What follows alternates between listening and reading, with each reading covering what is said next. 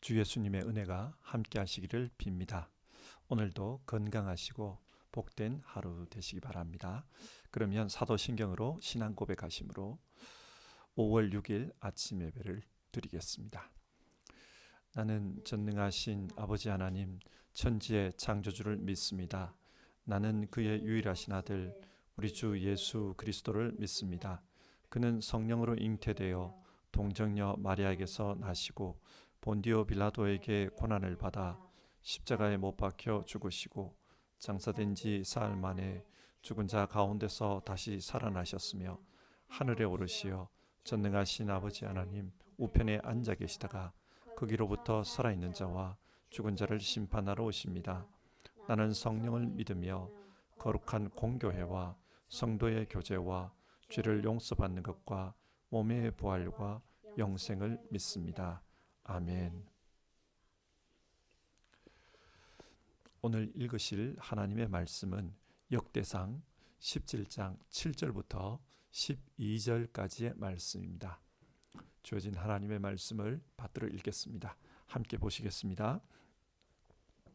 그러므로 이제 너는 내 종 다윗에게 전하여라. 나 만군의 주가 말한다. 양떼를 따라다니던 너를 목장에서 데려다가 내 백성 이스라엘의 통치자로 삼은 것은 바로 나다. 나는 내가 어디로 가든지 언제나 너와 함께 있어서 내 모든 원수를 내 앞에서 물리쳐 주었다. 나는 이제 내 이름을 이 세상에서 위대한 사람들의 이름과 같이 빛나게 해주겠다. 이제 내가 한 곳을 정하여 거기에 내 백성 이스라엘을 심어 그들이 자기의 땅에서 자리 잡고 살면서 다시는 옮겨 다닐 필요가 없도록 하고 이전과 같이 악한 사람들에게 억압을 받는 일이 없도록 하겠다. 이전에는 내가 내 백성 이스라엘에게 사사들을 세워준 때와는 달리 내가 네 모든 적을 굴복시키겠다. 그뿐만 아니라 나 주가 네 집안을 한 왕조로 세우겠다는 것을 이제 네게 선언한다. 네 생애가 다하여서 네가 너의 조상에게로 돌아가게 되면 내가 네 몸에서 나올 네 아들 가운데서 하나를 후계자로 세워 그 나라를 튼튼하게 하겠다. 바로 그가 내게 집을 지어줄 것이며 나는 그의 왕위를 영원토록 튼튼하게 해주겠다. 아멘. 오늘은 역대상 17장과 18장의 말씀을 살펴보려고 합니다.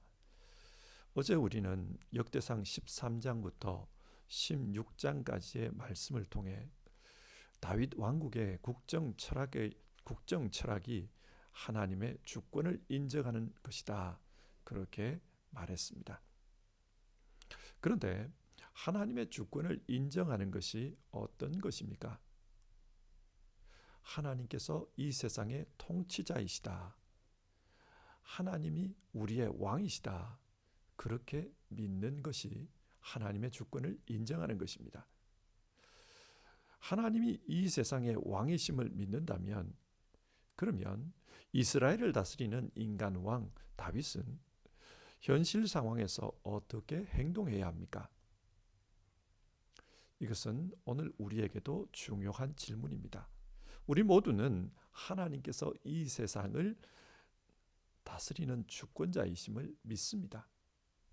이 믿음이 말뿐인 고백이 아니라 진짜 믿음이 되기 위해서는 현실 생활에서 하나님을 주권자로 대접해 드려야 합니다. 그렇다면 하나님을 주권자로 믿는 사람은 현실에서 어떻게 행동해야 합니까? 오늘은 이 질문을 가지고 본문을 살펴보도록 합시다. 먼저 17장을 보겠습니다. 17장 1절 다윗이 나단 선지자에게 한 말입니다. 나는 백향목 왕궁에 살고 있는데 주님의 언약궤는 아직도 휘장 밑에 있습니다. 백향목 왕궁은 당시로서는 가장 좋은 건물을 의미합니다. 다윗은 가장 좋은 곳에서 살았습니다. 그런데 하나님의 임재를 상징하는 하나님의 언약궤는 휘장 밑에 있었습니다. 여기서 휘장은 바람이 불면 흔들리는 유목민의 텐트를 가리킵니다. 비교해서 생각해 보면 한국의 최고급 빌라에 사는 사람이 초원의 유목민들이 사는 텐트를 방문했습니다. 냄새나는 동물 가죽으로 된 초라한 그런 텐트였습니다. 자, 그러면 이분은 마음으로 어떤 생각을 하겠습니까? 이런 곳에서 사람이 어떻게 살까? 겨울에는 굉장히 추울 텐데, 여름에는 더울 텐데, 화장실도 없고 목욕실도 없는 이런 곳에서 어떻게 살아갈까? 다윗이 지금 그런 생각을 하고 있는 겁니다. 그래서 하나님을 위해 좋은 집을 지어 드려야 되겠다. 그런 결심을 합니다. 하나님이 이스라엘의 진짜 왕이시기 때문에 하나님에게 좋은 집을 지어 드리려고 합니다. 그래서 왕에게 어울리는 그런 성전을 세워 드리겠다. 다윗이 결심했습니다. 다윗의 이런 생각을 들은 나단 선지자도 좋은 생각이라고 찬성했습니다. 그런데 그날 밤 하나님께서 나단 선지자를 찾아오셔서 다윗에게 이런 말을 전하라 말씀합니다. 어떤 말입니까? 4절인데요. 내가 살 집을 네가 지어서는 안 된다. 하나님은 다윗의 계획을 거부하셨습니다. 여러분, 하나님은 왜 성전을 지으면 안 된다고 그렇게 말씀하시는 것입니까? 그 이유가 오늘 본문에는 나오지 않지만 성경의 다른 곳에는 나옵니다. 열왕기상 5장 3절, 솔로몬이 두로왕 히람에게 왜 자신의 아버지가 성전을 건축하지 못했는지 이야기하면서 이런 말을 합니다. 임금님께서 아시다시피 나의 아버지 다윗 임금은 주 하나님을 섬기면서도 주님께서 원수들을 그의 발바닥으로 짓밟을 수 있게 하여 주실 때까지 전쟁을 해야 했으므로 자기의 하나님이신 주님의 이름을 찬양할 성전을 짓지 못하였습니다. 다윗은 계속 전쟁해야 했기 때문에 성전을 지을 수 없었다는 것입니다. 그리고 역대상 22장 8절, 하나님께서 다윗에게 하신 말씀입니다. 너는 많은 피를 흘려가며 큰 전쟁을 치렀으니 나의 이름을 위하여 성전을 건축할 수 없다. 너는 내 앞에서 많은 피를 땅에 흘렸기 때문이다. 성전 건축과 관련된 성전 건축과 같은 이런 대규모 공사는 평화 시기라야 가능합니다. 그런데 다윗은 계속해서 피를 흘리며 싸워야 했습니다. 그렇기 때문에 하나님의 성전을 지을 수 없었습니다. 그러면서 하나님은 다윗에게 이런 말씀을 해주셨습니다. 17장 10절인데요. 오늘 본문입니다. 17장 10절. 이전에 내가 내 백성 이스라엘에게 사사들을 세워준 때와 달리 내가 네 모든 적을 굴복시키겠다. 하나님은 다윗을 통해 이스라엘 주변의 모든 적들을 굴복시키겠다고 하십니다. 그래서 11절과 12절, 다윗이 주변 대적들을 다 굴복시키고 나면 그 땅에 평화가 임할 것입니다. 나라가 튼튼해질 것입니다. 그때가 되면 다윗의 몸에서 태어난 다윗의 아들이 하나님의 성전을 지을 것이다. 하나님은 그렇게 말씀하십니다. 여러분, 오늘 성경이 무엇을 말하고 있습니까? 앞에서 이 세상의 통치자는 하나님이라고 했습니다.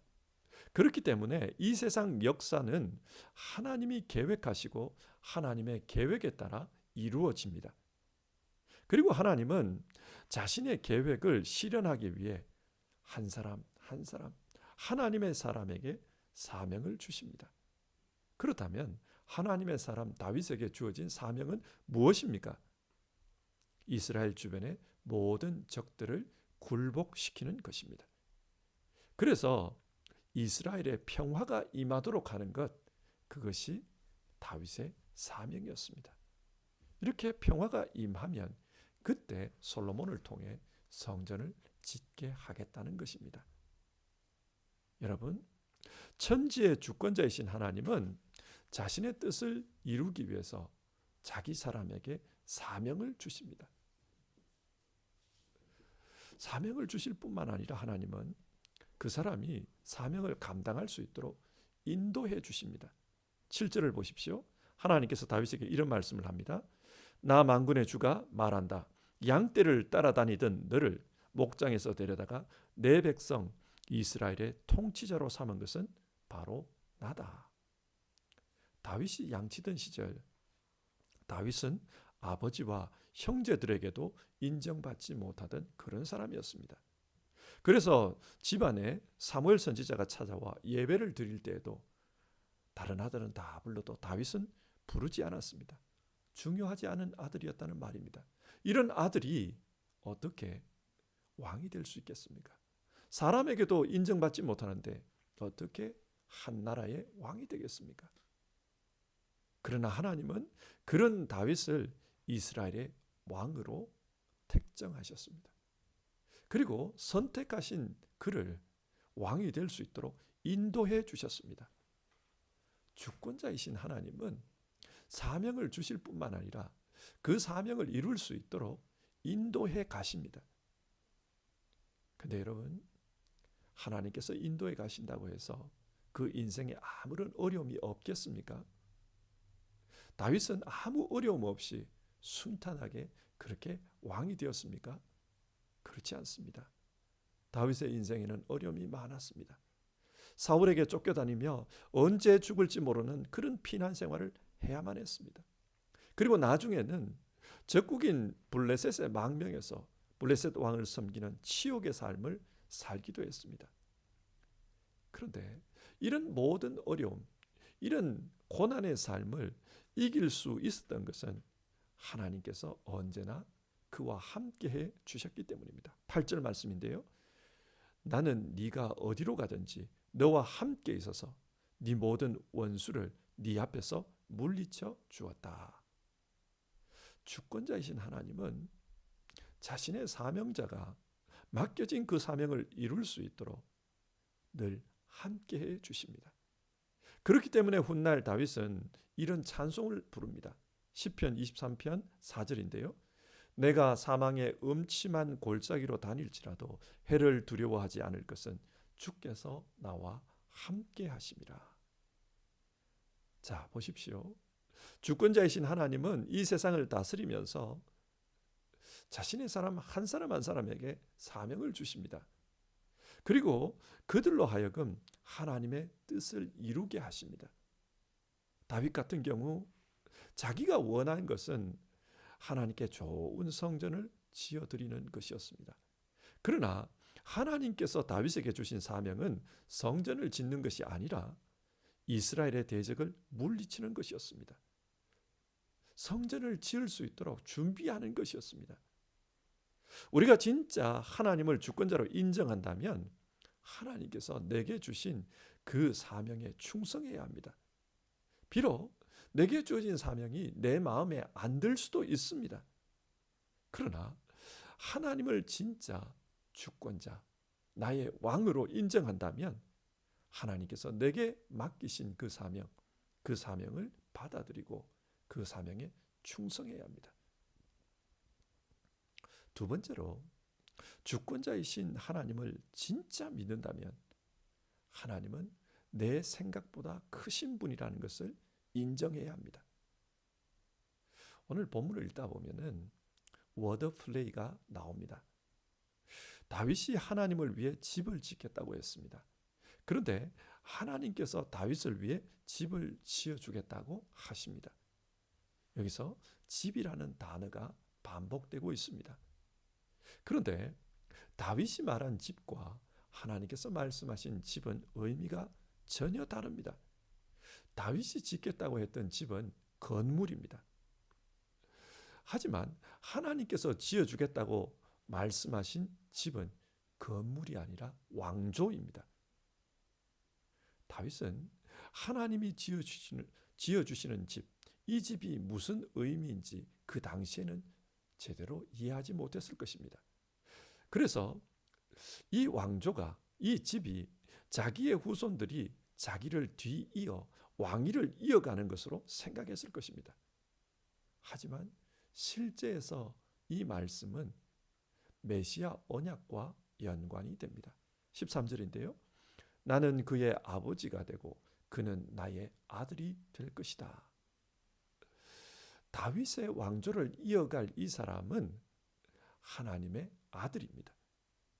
그래서 14절, 내가 그를 내 집과 내 나라 위에 영원히 세워서 그의 왕위가 영원히 튼튼하게 서게 하겠다. 다윗은 이 아들이 육신의 아들 솔로몬이라고 생각했을 것입니다. 그런데 솔로몬 왕국 그리고 솔로몬의 후손의 왕국은 주전 586년 바벨론에게 망하고 맙니다. 그 왕위가 영원하지를 못했어요. 그런데 이 왕위가 누구에 의해 영원히 이어집니까? 예수님입니다. 예수님이 오늘 성경이 말씀하는, 하나님이 말씀한 그 아들입니다. 이처럼 세상의 주권자이신 하나님의 생각은 우리의 생각을 넘어설 때가 많습니다. 다윗은 예수님을 통해 하나님의 나라가 이 땅에 세워지고 그 나라가 땅끝까지 확장되어 세상의 모든 민족이 예수님의 통치 아래 들어올 것이라는 사실을 꿈에도 생각지 못했을 것입니다. 하나님이 말씀하시는 왕조가 자신의 아들 솔로몬이 다스리는 나라, 솔로몬의 아들들이 다스리는 나라, 그 정도로 생각했을 것입니다. 그러나 하나님은 인간의 생각을 뛰어넘어 메시아를 통한 하나님 나라를 말씀하고 계셨던 것입니다. 이처럼 우리는 천지의 주권자이신 하나님의 뜻, 하나님의 말씀을 제대로 이해하지 못할 때가 있습니다. 그렇기 때문에 하나님의 말씀, 하나님의 뜻이 내 뜻과 다르게 이루어져 간다 할지라도 그 하나님을 믿고 따르는 것이 중요합니다. 역대상 17장 16절 이하를 보면 다윗이 하나님의 말씀을 듣고 그 말씀 때문에 기뻐하며 감사 기도를 올립니다. 다윗이 하나님께 감사했던 것은 내가 왕조를 세워주겠다. 하나님의 그 말씀, 왕조를 세우겠다는 그 말씀 때문에 감사 기도했습니다. 근데 여러분, 실제 그 집은 다윗의 왕조, 그것을 넘어선 메시아의 나라, 하나님 나라였습니다. 그리고 그 하나님 나라가 땅끝까지 퍼져가기 위해서는 중간에 이 땅의 나라, 다윗의 나라, 이스라엘은 사라져야만 했습니다. 그래야 땅끝까지 하나님의 나라가 확장될 수 있었기 때문입니다. 무슨 말입니까? 다윗의 감사 속에는 다윗 자신은 몰랐지만 이스라엘의 멸망도 포함되어 있었다는 것입니다.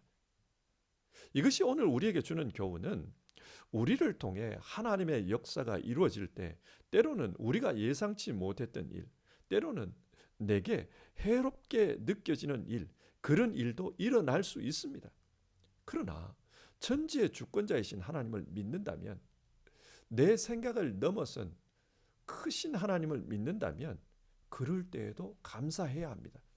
왜냐하면 지금 당장은 불리해 보여도 그것마저도 모든 것이 합력하여 선이 되도록 천지의 주권자이신 하나님은 이끌어 가시기 때문입니다. 이 말씀을 우리 개인에게 한번 적용해 봅시다. 각자 자기의 삶을 돌아보면 어떤 경우에는 후회되고 또 어떤 경우에는 인생이 허무하게 느껴질 수도 있습니다. 하나님의 뜻대로 산다고 열심히 살았는데 내 인생이 왜 이럴까? 그런 생각이 드는 부분도 있을 것입니다. 그러나 여러분, 천지의 주권자이신 하나님은 자기 사명자가 억울함을 당하도록 그렇게 내버려 두지 않습니다. 마침내는 감사 찬송이 흘러나오도록 그렇게 역사하십니다. 모든 것이 합력하여 선이 되고 하나님 앞에서 감사 찬송 부를 수 있도록 그렇게 만들어 가십니다. 여러분, 이것을 믿읍시다. 우리의 인생을 하나님께서 감사 찬양이 되도록 만들어 주실 것입니다.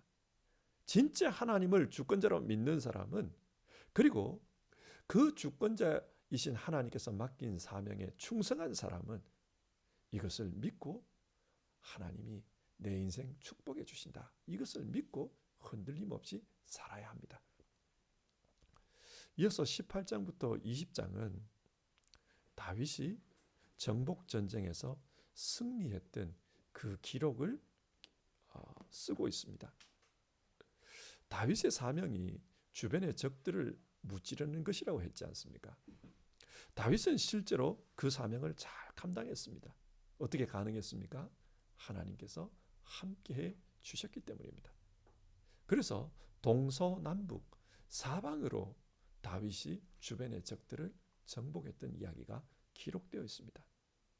우리도 주권자 하나님을 믿고 자기에게 주어진 인생 열심히 살아가면 결국은 하나님께서 그 사명을 완수하도록 만들어 가실 겁니다. 우리 이것을 믿으면서 그렇게 살아갑시다. 오늘 말씀을 정리해 보겠습니다. 다윗 왕국의 국정 철학은 하나님의 주권을 인정하고 사는 것이라고 했습니다. 그래서 다윗은 하나님의 언약궤 앞에서 하나님의 뜻을 들으려고 했습니다. 하나님의 주권을 인정한다는 것이 구체적으로 어떤 것이라고 합니까? 오늘 말씀은 첫 번째로 주권자께서 맡겨주신 자기의 사명을 잘 감당하는 것이라고 했습니다. 다윗은 성전을 짓고 싶었지만 하나님은 성전을 짓기 위해 준비하는 작업을 해야 한다. 준비 없이는 지을 수 없다. 그래서 준비를 위해 주변의 적들을 물리치고 그 땅에 평화를 가져오라고 하셨습니다. 그것이 다윗의 사명이었습니다. 하나님은 큰 그림을 그리시고 그리고 그 그림을 완성하기 위해서 각자에게 각자의 조각을 맡겨주십니다. 우리 모두 우리에게 맡겨진 사명, 우리에게 맡겨진 조각, 그것에 충성합시다. 그것이 진짜 주권자 하나님을 믿고 따르는 길입니다. 두 번째로 주권자께서 이루어 가시는 뜻은 우리의 생각을 뛰어넘을 수 있습니다. 그래서 때론 내 생각대로 결과가 나오지 않는 것처럼 보이기도 합니다. 주권자의 크신 뜻을 믿고 맡겨야 현실을 우리는 감사하고 또 만족하며 살 수 있습니다. 다윗은 하나님이 세워주시는 집이 자기와 자기 아들이 다스리는 왕조 정도로 생각했습니다. 그러나 하나님께서 계획하셨던 다윗의 집은 예수 그리스도를 통한 하나님 나라였습니다. 그래서 그 하나님 나라가 이루어지기 위해서는 이 땅에서 어려움이 있어야 한다. 아픔을 겪어야 한다. 그것이 필수 조건이었습니다. 우리에게도 하나님의 뜻을 따라 살다 보면 내가 생각지 못했던 어려움, 실망, 좌절 그런 부분이 있을 수 있습니다. 그러나 주권자이신 하나님의 생각은 우리의 생각을 뛰어넘습니다. 그렇기 때문에 내게는 실망스럽게 느껴질지라도 하나님은 내 생각을 뛰어넘어서 모든 것이 복이 되도록 그렇게 갚아주십니다. 우리 하나님을 믿으며 실망하지 말고 정말 현실의 삶에 충성하며 그렇게 살아갑시다. 우리 함께 찬송하겠습니다. 찬송가 240장입니다. 주가 맡긴 모든 역사, 우리 1절 같이 부르겠습니다.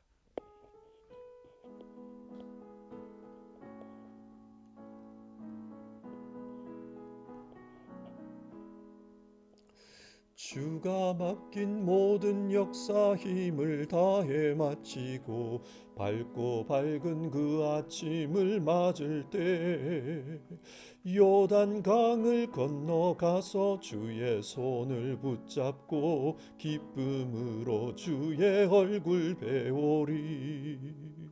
나의 주를 내가 그의 곁에 서서 배우며 나의 주를 손에 못자국을 보아 알겠네. 아멘. 오늘 우리가 살펴본 말씀을 생각하면서 같이 기도합시다. 우리는 하나님의 주권을 인정하는 사람들입니다. 진짜 우리가 하나님의 주권을 믿고 산다면 우리 각자에게 그 주권자께서 맡겨주신 사명, 그 사명에 충성하면서 살아갑시다. 이 문제를 위해서 우리 기도합시다. 하나님, 내게 맡겨진 일, 이것이 크게 보이기도 하고 작게 보이기도 하고 자랑스럽기도 하고 때로는 그렇지도 못할 때도 있고, 그러나 하나님께서 맡겨주셨으니 내 인생, 내게 주어진 이 사명 잘 감당할 수 있도록 도와주시옵소서. 하나님 함께 해주시고 하나님 인도해 주시옵소서. 그래서 마침내는 하나님 앞에 감사 찬양이 흘러나오게 하옵소서. 우리 같이 기도해 봅시다.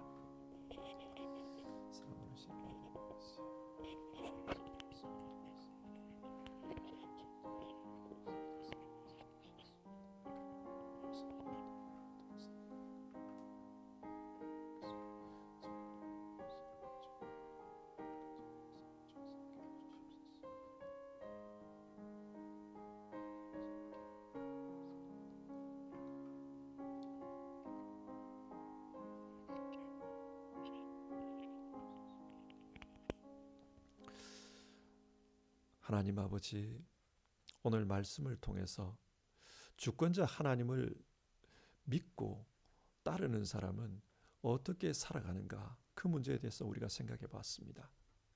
정말 하나님을 주권자로 믿는 사람은 그 주권자께서 뜻을 이루기 위해 우리 각자에게 맡겨주신 그 사명, 그 사명에 충성해야 한다. 우리 그렇게 말씀 나눴습니다.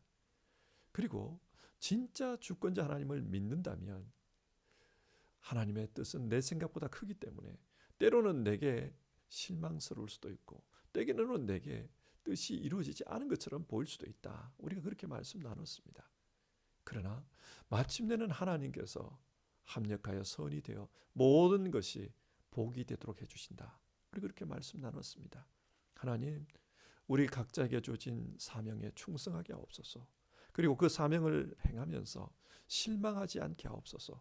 흔들림 없이 주님을 바라보며 살아가는 우리 모두 되게 하옵소서. 하나님, 우리에게 가정이라는 사명을 주셨고 또 우리에게 직업이라는 사명을 주셨고 또 우리에게 직분자라는 사명을 주셨습니다. 하나님께서 맡겨주신 이 사명들 잘 감당할 수 있도록 도와주시옵소서. 하나님, 특별히 5월달은 가정의 달입니다. 가정이라는 이 사명을 하나님 잘 감당할 수 있도록 우리 성도님들 그 가정에서 하나님 앞에 충성되게 살아갈 수 있도록 도와주시옵소서. 오늘 하루도 정말 하나님 앞에 사명자로서 살겠습니다. 마음을 결단하는 모든 분들 주님이여 함께 해주시고 또 인도해 주시옵소서. 도와주시옵소서. 이 모든 말씀 우리 주님 예수님의 이름으로 기도드렸고 다 하리지 못한 기도는 주님 가르쳐주신 기도로 대신합니다. 하늘에 계신 우리 아버지, 아버지의 이름을 거룩하게 하시며 아버지의 나라가 오게 하시며 아버지의 뜻이 하늘에서와 같이 땅에서도 이루어지게 하소서. 오늘 우리에게 일용할 양식을 주시고 우리가 우리에게 잘못한 사람을 용서하여 준 것 같이 우리 죄를 용서하여 주시고 우리를 시험에 빠지지 않게 하시고 악에서 구하소서. 나라와 권능과 영광이 영원히 아버지의 것입니다. 아멘.